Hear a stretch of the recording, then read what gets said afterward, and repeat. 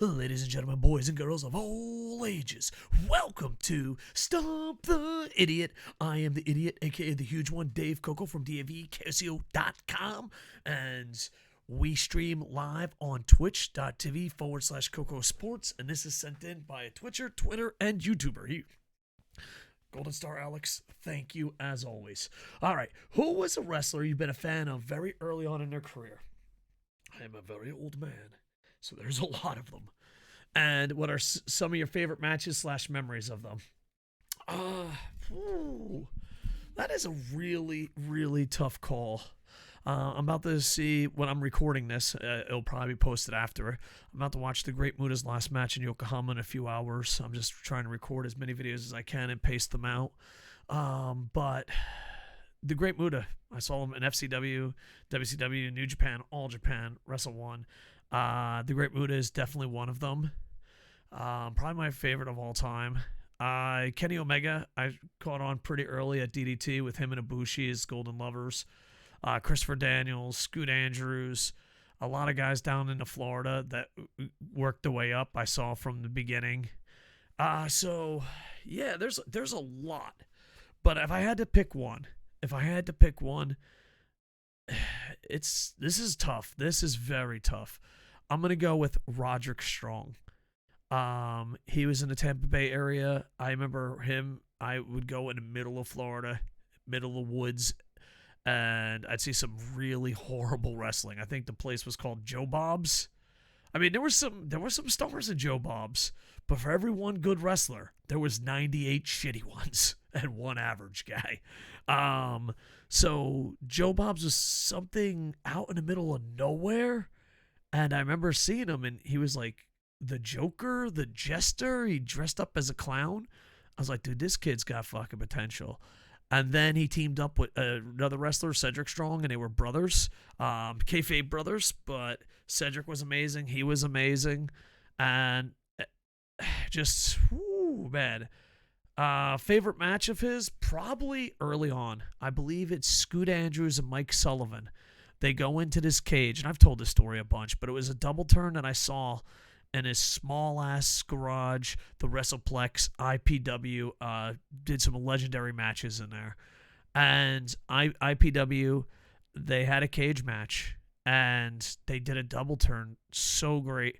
Scoot Andrews, and I do believe Kevin Sullivan. I could be wrong. It might have been Billy Fives. But I'm sure it's Mike Sullivan. I'm 92% sure it's Mike Sullivan. Scoot Andrews is one of my favorite wrestlers of all time, too. Make sure to check him out if you can. And here comes the Strong Brothers, Cedric and Roderick, and they go in there and people are booing them. And I don't know if they did it on purpose, but there's moments in wrestling, no matter how big or small the event is, no matter how packed or unpacked it is, that's just special. And they told a story.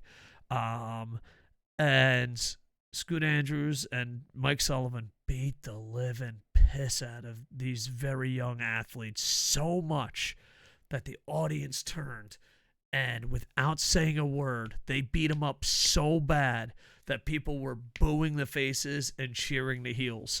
It was a very special moment. I think in Ring of Honor, when he became champ, because he got champions all over Florida. He was the king of Florida. He was dominating Florida. And then he went to Ring of Honor. And during this time, I think it was when I first started promoting or before I was promoting. But there was a time where it's like, oh, Florida can't hang with the Northeast. That was a big thing in independent days back when he was younger. You know, it was like, no, Florida, they work an old school, slow. They can't hang with the athletes that are up in Ring of Honor. And him and Kevin, is it Kevin Stevens?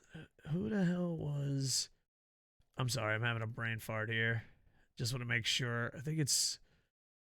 Yeah, he worked at FIP. They were tag team champs together. I know him, but I also don't know him. Strong and Rich Swann? No. Yeah, so he was the FIP champ. Stevens was there, and they both went up there, and they just kicked ass. And I remember I'm reading this off cagematch.net. It was a ROH World Title match, no disqualifying match. Special ringside enforcer Terry Funk, my dad, and this was so huge. This was so huge. So many people from Florida went to ROH and failed, and Roderick Strong defeats Tyler Black. I don't remember how good the match was. I want to rewatch it, but I just remember the feeling, the explosion of, oh my God, one of our guys down in Florida just won the title. So it was such a good feeling. And maybe this was all in our fans' head. Maybe it was all on message boards. But hell, we believed it. We believed it was us versus them, and this was a hometown hero from the Tampa Bay area winning the ROH title. Then he went on to defeat Christopher Daniels, Davey Richards, Jay Ribisco, rest in peace, El Generico, Homicide, and then lost later to Eddie Edwards. So it was a fun run. And then he went up to Impact. It didn't really work out that much for him in Impact. He had a great career in FIP, and then he went to NXT, and yeah, just saw him from 6 people in an audience at Joe Bob's. I don't even know if Joe Bob's is still in business. Dude, I remember because I don't know. I went with another promoter. I don't know if we're friends or not. I have to find out. Sal, we cool? We cool? I remember we went with Sal, and I was just so fucking cranky, dude. I was like, fuck that, dude. If it don't happen in a city, fuck going out to the country. I was a city mouse. Now that I live out in the country, it changed. And he's like, dude, why are you so angry? I'm like, I don't fuck it, dude. What the fuck are we going to see out here? Fucking garbage, hillbilly fucking bullshit. And we went, and we got to see him, and it was just amazing. So probably Roderick Strong, Muda, the Golden Lovers. There's tons of people that I got to work with that became huge stars. And I'm kind of lucky for that. So I'm really grateful. I saw Naito in the beginning of his career. AJ Styles I saw in the beginning of his career. AJ would probably be close. AJ would be close second. Yeah, so as far as go and all that, but I never got to book Roderick Strong. He worked for a competing company, and I remember it was my last show ever. No one knew it was my last show ever except me. I did call it now or never. And Roderick, I don't know how he got my number, called me, and I was like, dude, I think you're one of the greatest wrestlers in the world. I just thought you were off limit. I would have fucking booked you in a heartbeat. I just thought fucking Ring of Honor and FIP and me being a fucking pain in the ass all the time. I thought you were off the table, but I regret it. I wish I booked him. But yeah, so it's kind of like a hometown hero story. So there you go. But there's probably so many. I mean, I don't want to sell Naito short. I didn't want to sell AJ Styles short.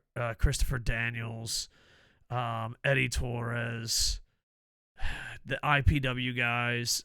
There's so many that you see from the beginning and work their way up. Plus the time I was in FCW. It's just amazing.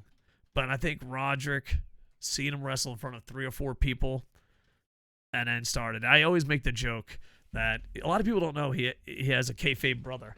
And I always made the joke that I was there when the Strong brothers were born. And also, Roderick was really kind to the media. Like, if someone was like kayfabing you or fucking about, you'd be like, yo, Roderick, what's the fucking deal here? And he would just tell you. He was fucking great for reporters. I don't know if I should fucking say that. Maybe if I could got him bossed with Triple H. Triple H, goddamn, Coco said you're great with reporters. Well, now I know where his sources are. No. Triple H, calm the fuck down, okay? Who knows? Maybe he'll do something great in NXT or WWE. Possibly he can go with his friends down to AEW. It'd be interesting. I'd love to see him in a G1. Love to see him in Pro Wrestling Noah. So I wish nothing but the best of him. I don't know if he remembers me at all. That's always weird. You always you go meet someone and like, do you remember me? And they're like, yeah. Or who the fuck are you? Like, understandable. Good day. But yeah, I'm going to pick Roderick Strong, but I feel like I'm knocking a lot of people off that list. I got to work in pro wrestling, and I got to watch, and I'm old and got to watch a lot of pro wrestling. But my pick, Roderick Strong. Give me 10 minutes, it might change, but Roderick Strong's my pick. All right, down in the comments below, who is the wrestler you've been a fan of very early in their career, and what are some of your favorite matches / memories of them? And who knows, maybe we'll have to have Boom. Maybe this is a Stump the Idiot that'll have a sequel. We'll get Boom Boom. I think Boom Boom would be Dallas. I think it would. I can't. Fuck, what's his name? Oh my god, he just came to the G1. Anyway, I don't know. But it'd be very interesting. Also, be very interesting to hear your thoughts, guys. Who's someone that you were a fan of really early? And by the way, I know this is not part of the question. Go to your local independents. If you can afford it and you're disciplined enough, run your own shows. It's amazing. It's a good feeling as a fan to be like, I know I saw AJ Styles at NWA Wildside. I saw Christopher Daniels at NWA Florida. And see them go up and make big stars of themselves. It's a good feeling. I don't know. It's a feeling that you can get in sports and wrestling that you can't really get in something else. Like, no one goes, I saw Leonardo DiCaprio on stage. Who gives a shit? I once fucking scratched Brad Pitt's ass. No one cares. I don't know. Maybe someone cares, just not me. Maybe you do care. Anyway, love you, dudes. Want to hear more from you? Like, comment, subscribe. We're always live on twitch.tv/KocoSports. We're on Twitter, Facebook, Instagram, and the TikTok, KocoSports. And with that, I am over. Hey, ba-dum, bum, bum, bum.